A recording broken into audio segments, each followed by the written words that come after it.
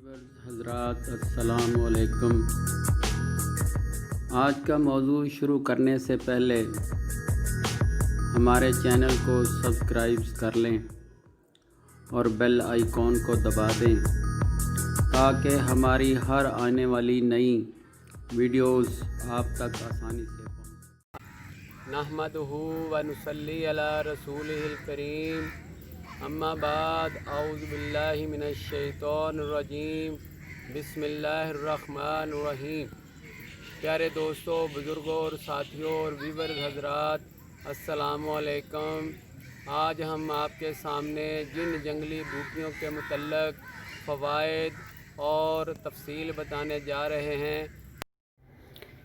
प्यारे दोस्तों, बुज़ुर्गों और साथियों और प्यारे व्यूअर्स हज़रात, आज हम आपके सामने एक नई बूटी, जिसे नायाब बूटी कहा जा सकता है क्योंकि बहुत कम याब है, कहीं कहीं नज़र आती है, वो आपके सामने उसकी इंट्रोडक्शन करवा रहे हैं, जिसे बद्दर मोथा कहा जाता है।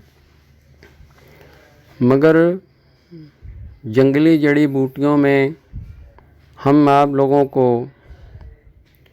नई नई बूटियों से रोशनास करवाते हैं। आप लोगों का फ़र्ज़ है हमारे चैनल को सब्सक्राइब करें और बेल आइकॉन पर दबाएं ताकि हमारी भी हौसला अफजाई हो सके।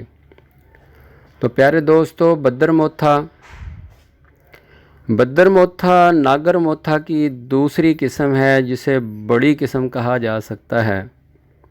नागर मोथा छोटी किस्म है और बद्दर मोथा बड़ी किस्म है उसकी।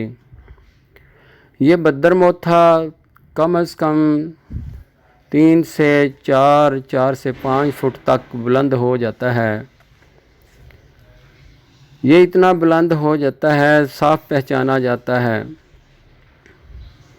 ये नागर मोथा की तरह ही का पौधा होता है, शक्ल व शुबाहत में उसी तरह ही होता है, मगर इसका पौधा हर फुट के बाद एक नई शाख तैयार करता है, जो आखिरी सिरे पर जाकर नागर मोथा ही की तरह ऊपर खोशे लगते हैं। इसके नागर मोथा ही की तरह के पत्ते होते हैं। इसके पत्ते तकरीबन 10 mm तक चौड़ा होता है और तकरीबन 4 फुट तक लंबा होता है, जो ज़मीन की तरफ झुकाव लिए हुआ होता है। पौधे के आखिरी सिरे पर, हर टहनी के आखिरी सिरे पर खोशों की शक्ल में बीज लगे होते हैं, बीजों के गुच्छे होते हैं, जिसे नागर मोथा ही की तरह के शक्ल के होते हैं। ये पौधे ऐसी ज़मीन पर पाए जाते हैं जो रेतली और नमनाक होती है, या दरियाओं के किनारे, या बहुत बड़े खालों के किनारे, या नहरों के किनारे, जो वीरान जगह रेगिस्तानी टाइप की हो, यानी रेत वाली मिट्टी हो, जिसे हम घस्सू मिट्टी भी कहा करते हैं। ऐसी मिट्टी नमनाक हो तो वहाँ पर वाफर मिकदार में इसके पौधे मिल जाया करते हैं। तो प्यारे दोस्तों, बुज़ुर्गों और साथियों, ये पहचान के लिहाज से आपके सामने हमने बयान किया, मगर इसकी एक पहचान और भी है। इसके पत्ते तकरीबन हर शाख के आखिरी सिरे पर इतनी तेज़ धार होती है कि कोई भी बंदा उसके पत्ते पर हाथ रगड़े तो हाथ कट जाता है। ये बद्दर मोथा की आखिरी पहचान है। बद्दर मोथा मिजाज के लिहाज से दर्जा दोम में गरम तर है और बाज़ों के बयान के मुताबिक दर्जा दोम में सर्द खुश्क है। तो प्यारे दोस्तों, बुज़ुर्गों, अफ़ाल इसके मुद्रे बोल, काबज़, हाज़म, दाफ़े, फसाद खून, दाफ़े मतली व कै, مخرج مرائے صفرا، یہ سب اس کے افعال ہیں۔ تو پیارے دوستوں اور بزرگوں اور ساتھیوں، اس کی تفصیل یوں بیان کی جا سکتی ہے کہ مدرے بول ہونے کی وجہ سے گردہ اور مثانہ کی صفراوی سوزش میں استعمال کیا جاتا ہے۔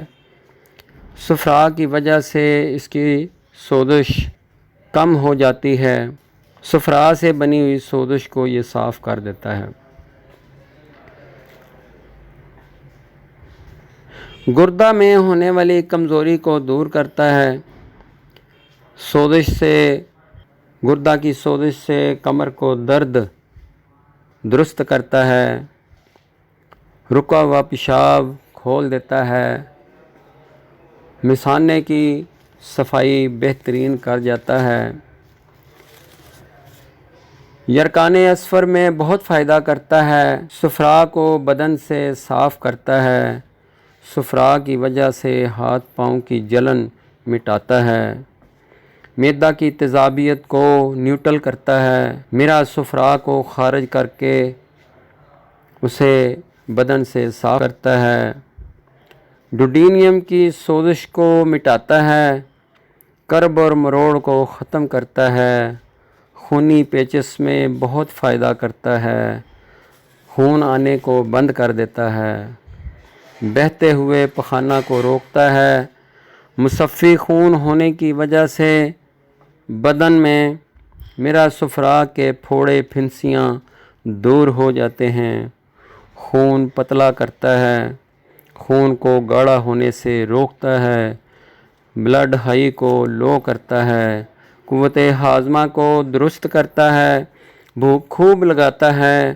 فم معدہ ڈوڈینیم کی سوزش سے ہونے والی متلی و قے کو روکتا ہے۔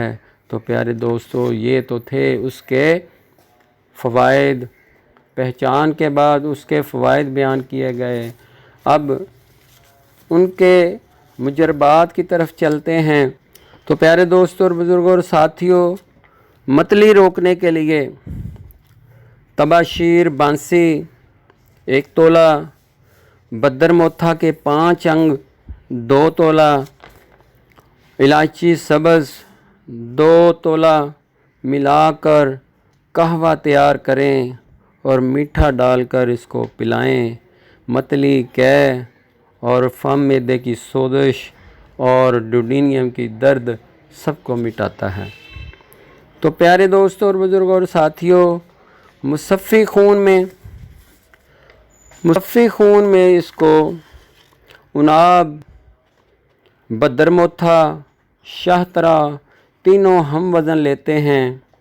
تینوں کو کوٹ پیس کر صفوف تیار کریں اور اس کا قہوہ تیار کرنے کے بعد شہد ملا کر اس کو پلاتے ہیں، جس سے بلغم اور پیپ کھانسی کے ذریعے یا سہال کے ذریعے خارج ہو جایا کرتی ہے، جس سے بدن میں پھوڑے پھنسیاں دور ہو جاتی ہیں۔ پت دانے، چہرے کے کیل مہاسے دور ہو جاتے ہیں۔